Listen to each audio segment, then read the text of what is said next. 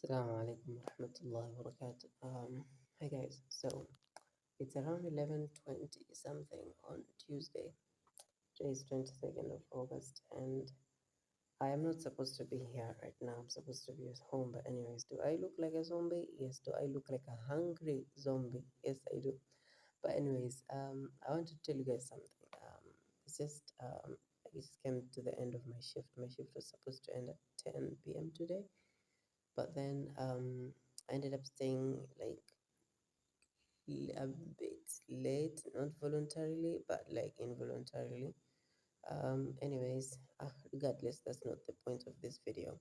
Um, I wanted to say that one of the things that like it's really important to remember or like learn along the process while we are doing medicine, and to everyone who is like a healthcare practitioner or like studying to be one.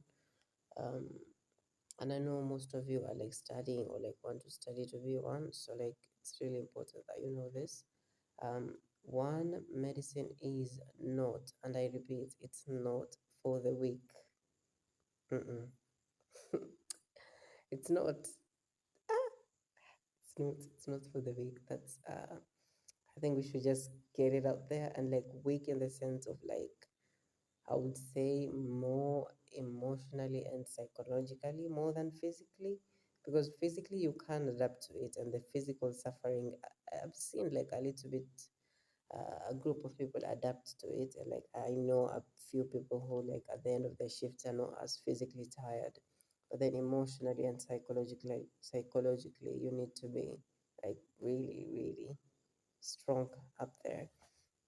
And then secondly, it's that like no matter how hard it is or like how hard it will be, and like it's definitely going to be hard, um you need to remember that alhamdulillah, like you're in a position of no matter how little you're doing, like in the biggest scale of things, you are still helping people. For example, I'll give you guys like my particular example is that I'm an intern, and the biggest thing that I can do is, for example, like admit a patient and suggest a plan, a plan that will be revisited, obviously, by the MOs and everything, the consultant. But then it's important that, you don't dilute this effort in the sense of like, what did I do? But in the start thinking of it in the sense of like, um, in as much as whatever I did was little, I helped this person from the point of walikuja kutoka nyumbani. I acted as the bridge in between taking them from home, quote unquote, taking them from home into the right place where they're going to get the right care.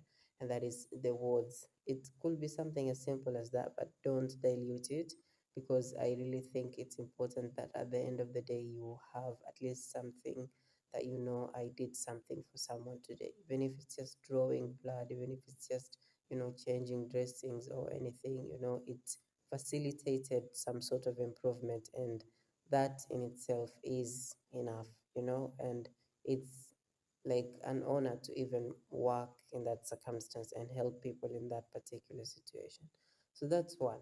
Two, it's that medicine teaches us to be problem solvers, and one of the things I try to remind myself after every sort of shift, or like at every point where I'm facing difficulties, or like I'm sensing an obstacle is on the way, is that I would shift my mindset in the sense of like, I can't handle this, or like this is difficult, in the sense of like, oh, I want to see how far I can go, and then I also want to learn how to solve this problem. I want to help this person, I want to learn about their problems, and possibly like provide them with a solution also. So like one of the upsides of practicing and learning medicine is that it teaches you to be a lifelong problem solver. You see, this can be a good thing and a bad thing. You see most things in the terms of like problems. So like you are more focused into providing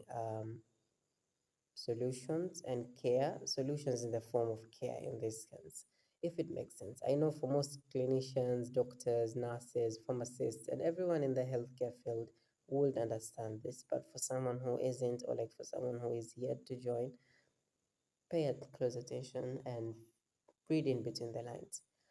The last thing is that also medicine, in as much as you know, in as much as maybe you've advanced in terms of like knowledge, it teaches you and it humbles you in the sense of like you will be a lifelong learner. Like there's no way around it. There's no way like you're going to, I don't know, kuinama ipite. There's no way you're going to do that. So and I guess it's a good thing because it keeps us on toes. Because one day you have this, like we were just talking with one of the nurses over there, and then they were like, "Oh, the protocol has changed," and I was like, what's even the protocol, you know? Anyways, so that's something you don't know, and then now there's new protocols, so it's a lot. But then now you like tell yourself that one step at a time, one patient at a time, and one thing at a time.